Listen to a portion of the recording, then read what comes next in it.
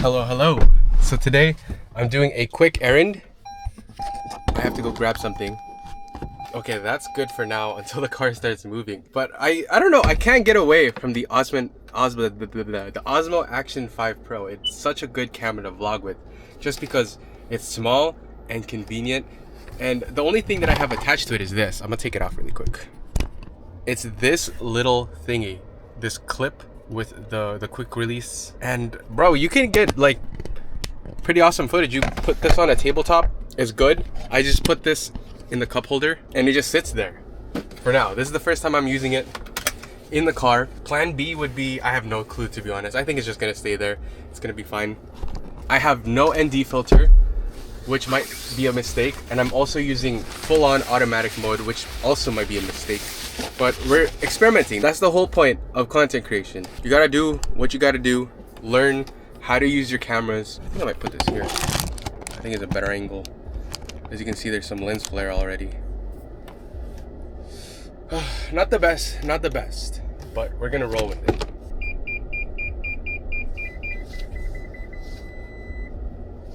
I'm fine. I feel like if I go outside especially, I'm gonna need an ND filter. I did buy a set. If you've watched my other videos, you already know, but I'm not using it. Why? To be honest, I have no clue. I guess I was kind of in a rush. I just have to do this really quick. So I also kind of want to test out what the Osmo Action 5 Pro would look like in bright scenarios with no ND filter. So maybe the shutter speed is going to be off, which it looks like it is, the motion blur, but it's fine. Also, I have the PowerShot V1 that I really want to try out. I'm actually dying to try it out, but it wouldn't be practical for this scenario while I'm driving because I can't really, it would take a little bit to mount it up, and this is super easy for me to just plop wherever. I didn't even think about where to put the Osmo Action 5 Pro before I went in. I just knew I was gonna put it somewhere. I grabbed it and I started using it. It's just that easy. Okay, so I have the Osmo Pocket 3 as well with the magnetic mount. I think I could have put it on my MagSafe car mount, but I didn't think of that. Not gonna lie, the Osmo Pocket 3 has become like the last thought in my mind when it comes to vlogging now. I really thought that the Osmo Pocket 3 would be something that would change my whole vlogging workflow, I guess you could say, but it didn't. It's the Osmo Action 5 Pro. So the downside with this setup, I can already tell, is it's going to be the vibrations that it picks up. So if you have it set on a table, it's going to absorb like anything and everything that you do to that table, the vibrations, the sounds, whatever. If you accidentally kick the desk, it's going to pick it up. So I'm assuming it's going to be the same thing with the car. I feel like you're going to be able to hear more noise. You're going to be able to hear the engine more. You're going to be able to hear the ground. And then if I were to like go over a bumper, I guess we'll truly find out once I go editing this video. Nice. Oh, not nice. The thing about having such a wide field of view too is that you can always just crop it in. So right now I'm not centered. I'll show you what the frame looks like, but I can always just crop it in like this and the framing will be decent. Package secured. I'm always going to be talking about this. I'm never going to get over it, but I really love how you can just press the record button on the Osmo Action 5 Pro. The name is so long. Should I just abbreviate it? Should I just say Action 5 at this point? 5 Pro? I don't even know. I'll do Action 5 or 5 Pro. Oh, music! Copyright! I'm fidget. Whatever. That's it. We're going back home. I can't wait to just yap at home in my prime element. I really do hope you enjoyed coming with me on this little errand though. I thought it was pretty fun. Curbs. Oh, that one was spicy. It's tropic. Boys and girls, it's tropic over here. Ay nako po. Oh, I'm gonna leave the house soon, but I am going on a dinner. Don't really know what to expect. Don't know how much of this I want to document. But I got my Ray-Ban Meta glasses just in case. I'm gonna be taking my phone. No Osmo Action 5 Pro. No PowerShot V1 today. Or at least just for this little moment. And we're gonna go extremely minimal. In terms of filming gear, we got my iPhone, Meta glasses. That's more than enough. My room is a mess. Sorry. But this is the fit for the day. Got the purple socks. Nice. How long has it been since I kissed you? I don't wanna wait. These shoes are not good for manual driving. I'm not gonna lie. The iPhone quality is pretty good, even the front facing, when you have enough light. It's pretty good, as you can see. I want to take a little bit of this drive to just go back to the foundations and just yap about what the two foundations are. Maybe I should rephrase that. Maybe they're like, they each, both of them, maybe I should rephrase that. Both of them make your foundation into making your life better. That's how I like to see it, at least. We're not gonna make it. I'm gonna, okay. The first thing is gratefulness. I'm just gonna name them both and then we can talk about them one by one. The second thing is being present. Being grateful is a privilege. Once you start being grateful about anything and everything, even the little things, especially the little things, it's very, very difficult to get into a negative mindset because you're always training yourself to think positively. For example, there are days where I don't feel like doing a certain task. There are many days. You're gonna feel like this a lot, right? You're like, oh man, I don't wanna go out. I don't wanna drive 40 minutes just to go to some dinner. Why? I can eat at home. It's like that principle. I don't have to do this thing, but I get to do this thing, right? Like, this is a pretty extreme situation, but I'm going out to dinner to a very high-end restaurant, and I don't think I'm gonna be able to do this more than once in my life. This is almost a once-in-a-lifetime opportunity. Who knows, maybe opportunities like this will come up in the future, but if I pass on this now, I would heavily regret it. And again, I'm saying this as this is an extreme situation. So something like, oh man, I have to go buy more food because we're out. Instead of thinking of it like that, think about the positive side of things. If you think about being grateful for being able to go and shop for food, to have the money for food, to get to choose and pick what kind of food you want to eat, that it's in and of itself is a privilege, and you should be grateful for that. The little things especially.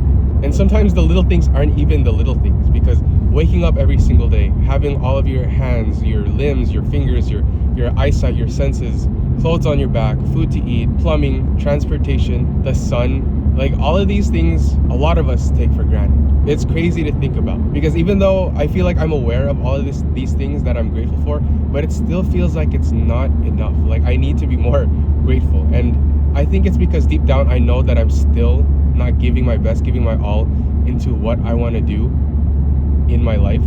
So there's still a whole lot more room for improvement, even though technically this is the best I've ever been doing in my whole entire life. That's crazy to think about. I hope you're following with me on this. I hope you kind of get what I'm trying to say. But this is something that I feel very strongly about, and I want to share it with you while I just drive. The second thing is being present. Now this one is something that I'm still having trouble with expressing, but something that I can think about is just being on our phones the whole time. Most of the times it's not really that bad to be on your phone, but then there are many times where you kind of miss the moment. And it goes back to that same thing, to where like you're taking this for granted. Like, these two things go hand in hand with each other. In order for you to be grateful, you need to be present. And in order for you to be present, you need to be grateful. When practicing these two things, you need to be conscious of what you're doing, what you're thinking. And it may seem hard at first to maintain this sort of concentration, I guess, for a long period of time, but it does get easier the more you do it, and it becomes automatic in time. So I don't have to think about being present anymore, even though before I did. I would have to concentrate really hard, and maybe sometimes that would be counterintuitive, because you're not really supposed to be thinking about it, right? But believe me, if you practice these two things, or learn how to practice them over time, you don't have to get it overnight. These two things have taken me quite a while to do, and I still need a lot of room for improvement. I still have a lot of room for improvement. Just a little switch up. It's been a while since I've talked about those things, but I really hope you're enjoying the vlogs with everything that I've been putting out so far. I am so grateful that I am able to just create. And yeah, if you take a look at my channel, you can see that I'm getting like little views, like not like in comparison to a lot of the other YouTubers. My views are very, very small, but I am getting views, and that's what the important part is. There are people that are finding value from what I've been putting out, and even if it's just one person, that is one more person that I've inspired, that I've given value to, and that alone is enough for me to keep creating this sort of content. Of course, I'm not going to stay stagnant. I will try to improve as time goes on, every single video that I make, and I hope it shows. Anyways, that's it for now. I really appreciate you sticking around for this little yap session event, I guess you could say. Best believe that I will be vlogging when I get back home, at least telling you about it and then getting different shots of what I had for dinner. I really appreciate you. So yeah, the restaurant that I went to had a soft opening, and let me just say, the food did not disappoint. We started with fried okra and shishito peppers. Simple but so good. Then came the raw fish, and bro, the black cod, probably the best black cod that I've ever had. Our waiter called it a flavor bomb, and honestly, he wasn't lying. Then came the steak, teppanyaki style with onions and this sauce that was chef's kiss. We also got a crab roll and a round of sushi. Toro, hamachi, kenpachi, all melt in your mouth type stuff. And of course, we weren't done.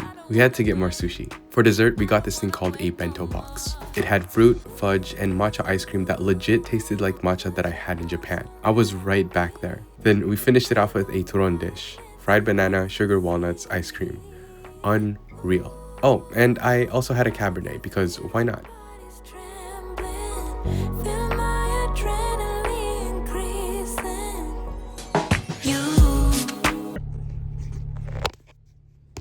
Dinner was really good. I'm kind of sad or bummed out that I wasn't able to record that much.